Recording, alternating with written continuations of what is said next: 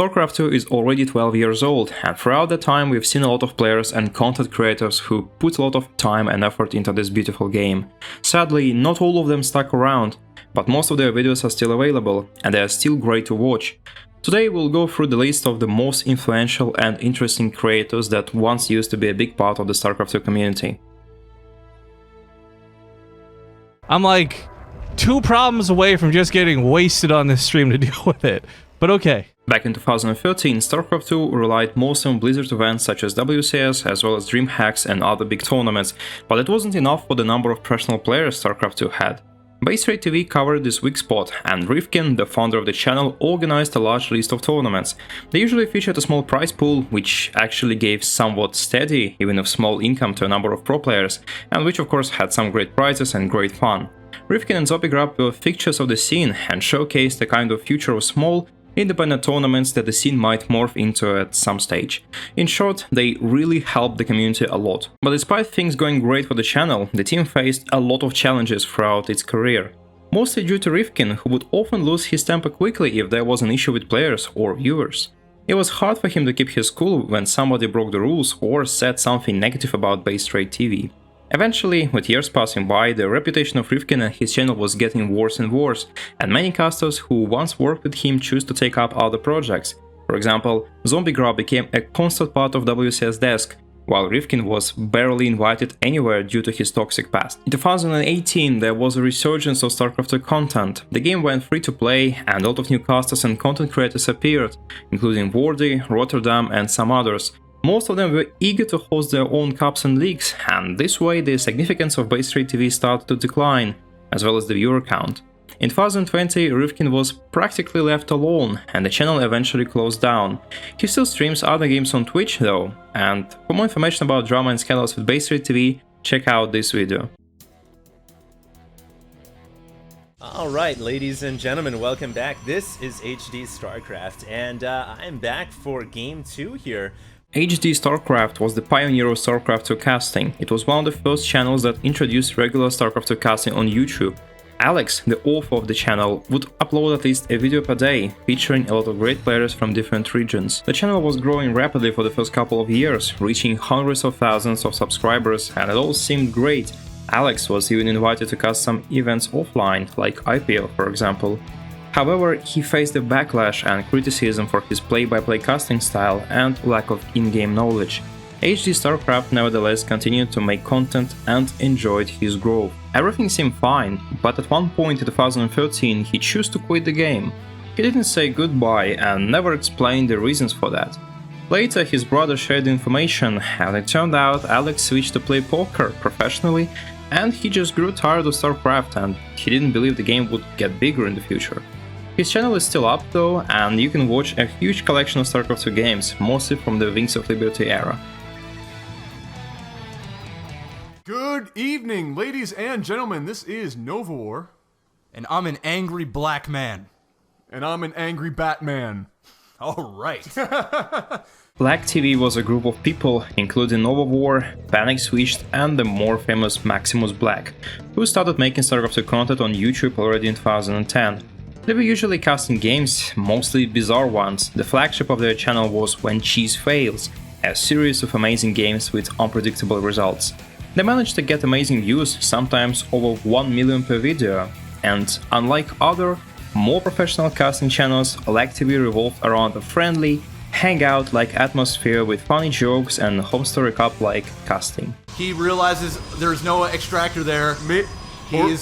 Okay, he's really committed to... Okay, now he... Oh dear. Fail!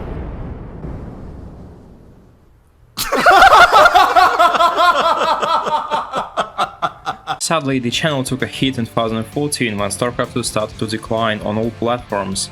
They experienced less revenue, less subs and views for the next couple of years. The team also found hardships trying to make new types of content, and according to themselves, the thing is there's really nothing else that we can do or that we want to do, and also if there was at this point, StarCraft isn't in a position where it's lucrative anymore. Yeah. Our subscribers have been going down for 3 years essentially. And that's for a number of reasons. Yep. Not just because of StarCraft, but the chief reason back in the day was because StarCraft was just flat out not a thing that people watched on YouTube anymore. And then now it's barely something that's watched on Twitch unless it's a world championship. Yep. So, or like IM or something like that. So that was the start where we lost a lot of them, and and it happened quick. We went from averaging over 100,000 a video, then it dipped like straight down to about 75, then it dipped to 50, 30, 25, then the next one was 25, 20. Now we're at about 10. Now we're at about 8 to 10. And in that last chunk in the last couple of years, a lot of that was also because we had been doing the same content for a long time. And we'd gotten lazy in the last year and a half with it as well, which hasn't helped. But again, like Jeff was saying, we've done it all. But the reason why, and the reason why we've gotten lazy with it is because it's not worth it for us financially to go and do what we used to do years ago. And it's not because we don't want to, guys. And some guy in the chat or many people will say, oh, it's always about money. But like what Adam said earlier, we're not 22 years old anymore. We don't live in our mom's basements. We have lives. I live in my own basement. Yes. And the thing is we have to go. And we should have done this years ago, honestly. Eventually, LagTV lost most of its initial popularity. They didn't live long enough to wait for free-to-play update and the resurgence of StarCraft 2, and unlike most other content creators, they weren't always doing that full-time.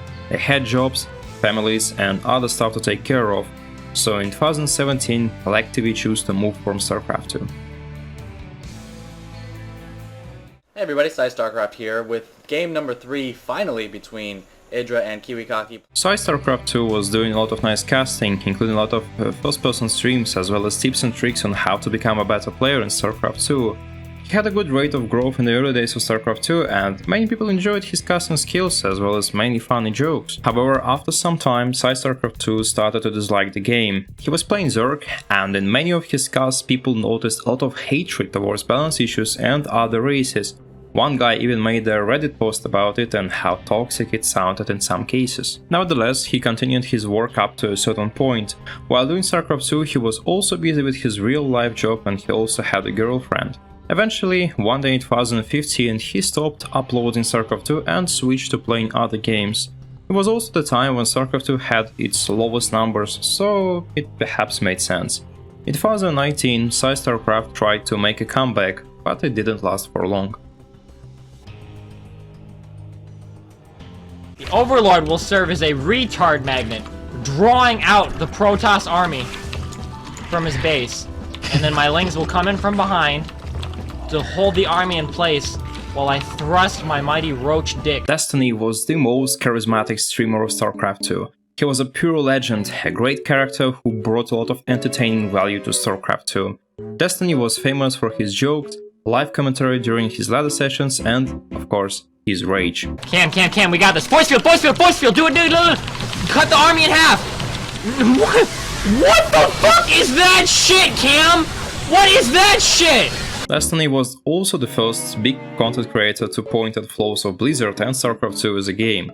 He was constantly criticizing their approach, or rather lack of action to support the scene, esports, and the casual players. It was so much farther ahead of what we have now. It's way better than the current version. Way better. So much better. You're the one who's actually trying to defend Blizzard here. Like, we're all saying that they fucked up and they're not going to fix it, so stop hoping for them to fix it and try and focus on the things that we can actually do. If we can't hope for Blizzard to do anything, then it's time to just switch fucking games, because the audience of this game will only continue to dwindle. Stop being a part of this community then. You should go play LoL.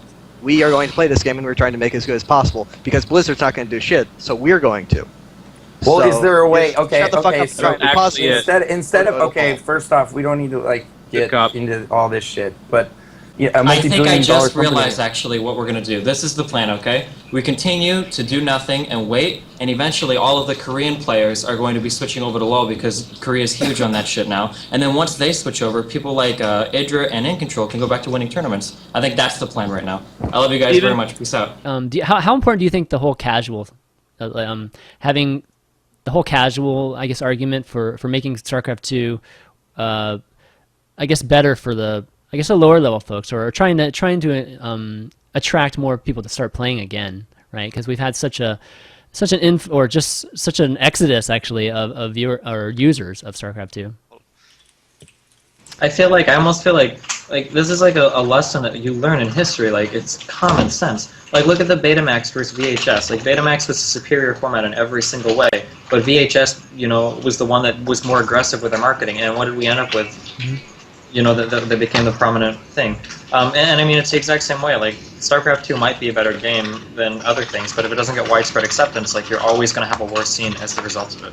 You know, like, if there are 500,000 people watching League of Legends, it doesn't matter that StarCraft 2 is more complex or, you know, whatever. I love Artosis, but in his blog about StarCraft is the most beautiful game of like, I mean, that's fine, but that's not what it sounds like. That's exactly what it sounds like. That's exactly what it sounds like. StarCraft 2 is the most beautiful game, and it's beautiful, and it's spelled, you know, whatever. I don't know how it sounds. My voice is terrible. I can't impersonate him. But, like, he talked about how beautiful it sounds, and that's fucking great, man. But, like, do you think that people are going to want to bust their balls playing 15 hours a day this game like StarCraft 2 and make like maybe $100,000 at tournaments when there are like $1 million tournaments for a game like League of Legends? Do you think that sponsors are gonna want to sponsor an event that gets 50,000 viewers on a tournament when another event that applies to the exact same demographic with like a 95% crossover from other communities is going to have 650,000 viewers? Like what do you expect there? Like, if you wanted to go and sponsor somebody, and you have some people playing a tournament that gets 650,000 viewers, and other people playing a tournament that gets 50,000 viewers, like, who are you going to sponsor? You know, like, that affects prize money, that affects you know, teams, it affects sponsorships, it affects salaries, it affects everything. The casual scene is what the entire professional scene is built on, and a lot of professional people don't fucking realize that. And the fact that they don't, like, hurts me as a person. Like, to see Artosis come out and make that blog about how StarCraft 2 is a pretty good game, and all he talks about is the metagame and professional shit that 95% of StarCraft 2 players could give a fuck less about. Like, I mean, like, it's cool that you think StarCraft Artist Form is great, and that's fine, but if you don't have millions of other people that agree with you, you know, like, 500 people in the professional scene agreeing with you doesn't mean shit. 500 people is good enough for $5 salaries, you know? I mean, eventually he started playing League of Legends a lot more, but he still remained very close to the StarCraft 2 community. He would be a part of talk shows and events, he would stream StarCraft 2 and just watch and comment on many tournaments. However, he was also right about the stagnation of StarCraft 2 during the period when he was most active. Now his content revolves around politics and mainstream news, and there is very little StarCraft 2 left on the channel. Hello everyone, this is Husky here. I'm going to be casting a 1 vs 1 between the green Terran player Drewby, spawning over here in the top right side. Husky was the most popular StarCraft 2 content creator ever. His channel was the first and actually the only one to reach 1 million subscribers on YouTube, and that was pure StarCraft 2 content. He was famous for his energized casting and a lot of different formats on his channel. Husky was the voice of StarCraft 2 for the first 3 years of the game's history, and he even made some StarCraft 2 song covers. If I lose a game, it's okay, I'll just rush again. Before I crush your face, looks like I'm the master race. This is how I roll, tier 1 all day like a pro. I'm headed to your base, better be prepared. Played 100 games, never built a lair. Oh! Girl, look at that 6-pull. Girl, look at that 6-pull. Girl, look at that 6-pull. I'll please her. However, as time went by, Husky started to lose his passion for the game. Despite his channel being really successful, he wasn't enjoying his work as much as he used to. Besides that, there were other reasons for him to quit. First, he had vocal cords problems and had issues with constant video recording, and second, he became a manager for Zana Panzino, a very famous YouTube cooking personality. But what was infuriating for most StarCraft 2 fans, Husky left without a goodbye or any statements at all. He abandoned his channel in 2014, but most people were still missing him and writing comments nearly every day, waiting for him to update on his life or even return. Instead, Husky deleted all StarCraft 2 videos and came back with a completely new personality. Now residing in California, he started making different types of mostly mainstream content. His explanation about deleting stuff was also questionable for most fans. So long story short, at that point I took a step back for medical reasons and I started to give myself time to heal. But at that time I didn't realize how long it would take to kind of get back to normal, so I started focusing my time on helping Rosanna with her channel. We did things like cookbooks, we did a few TV specials.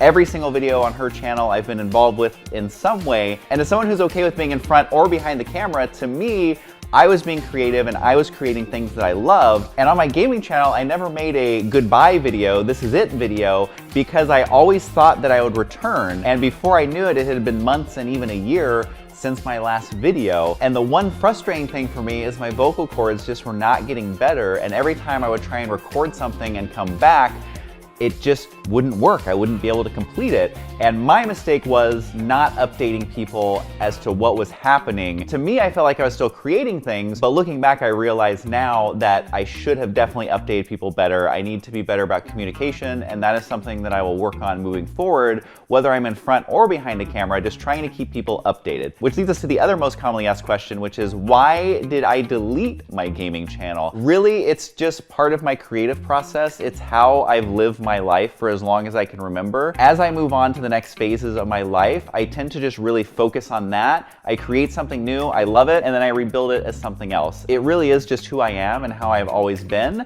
I really like to live in the moment and enjoy memories as they're happening, and I totally understand that not everyone will understand that, not everyone will be happy about that, but it's just how I've always been. And I just want to say that even though I deleted my gaming channel, it doesn't mean that I hate StarCraft. I grew up playing StarCraft. I was playing StarCraft so much in college, I dropped out, and I still enjoy playing and watching the game in my private life, but my life really has changed over the last 10 years. Currently, there are some videos on YouTube that were re-uploaded by other users, and you can still try and watch him doing his job. He was really great at it, and it's very sad that he left that way. It's currently Monday, September 26, 2011. It's day 9, daily number 351. What did I just do? I can't wait till that gets jiffed, Reddit. Day 9, the brother of Tasteless, was amongst the best casters StarCraft 2 community ever had. He was a brilliant host as well as a very eloquent caster, but most importantly, he was also doing a lot of high-quality StarCraft 2 content. His signature series, Day 9 Dailies, featured a lot of discussions about StarCraft 2, matches, patches, and so on. He was also doing a great job of getting more and more casuals to enjoy StarCraft 2. In 2014, Day 9 was working with the game developers team making its own RTS Atlas. He stated that since he was occupied with that work, he didn't have enough time to produce good quality StarCraft 2 content, and all his attempts usually failed. He was dissatisfied with his own videos. Atlas game didn't really succeed, and it seemed like he finally had time to return back to StarCraft 2, but he chose to become a full-time streamer and commentator, featuring many games on his channel, including famous Hearthstone at that time. His channel still has a huge number of StarCraft 2 videos, so you can check it out when you have time and desire to do so. I highly recommend you to do it. That's it for our story. Don't forget to check out other videos and subscribe to my channel for more StarCraft 2 content. Have a good day, and see you next time.